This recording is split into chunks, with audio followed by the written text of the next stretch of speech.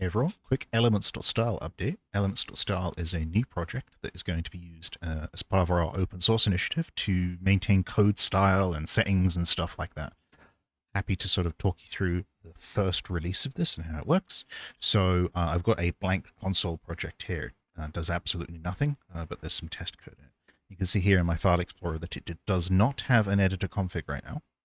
So what I'm going to go ahead and do is go into the actual project and have a look around. So over here you can see, hey, we don't have an editor config, move, deleted, or renamed. And we can go into the class here and we can see some naming rule violations.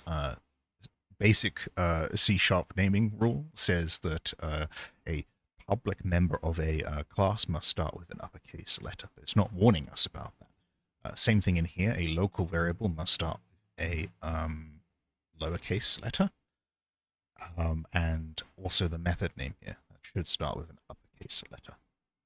So if we go back to our console app and we say, hey, let us include Elements.Style, and then we go up to the top here and we do a clean and a build,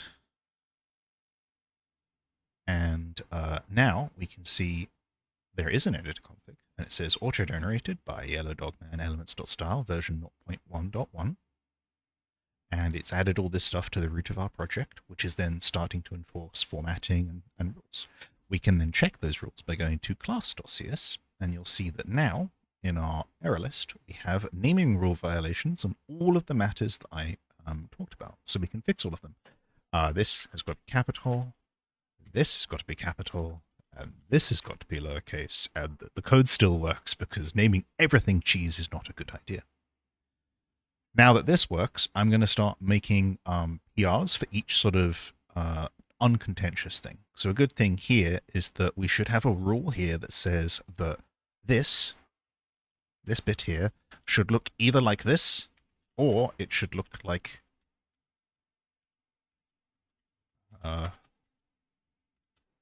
this, if there is more than one thing. So, but it should never look like how it looked like at the start, which is where the statement that is evaluated if the conditional is true expression should never be on the same line. I'm not good at semantics, so just, I don't know. If I made any semantical mistakes in this video, I don't know. Go to complain to the British. I'll see you later.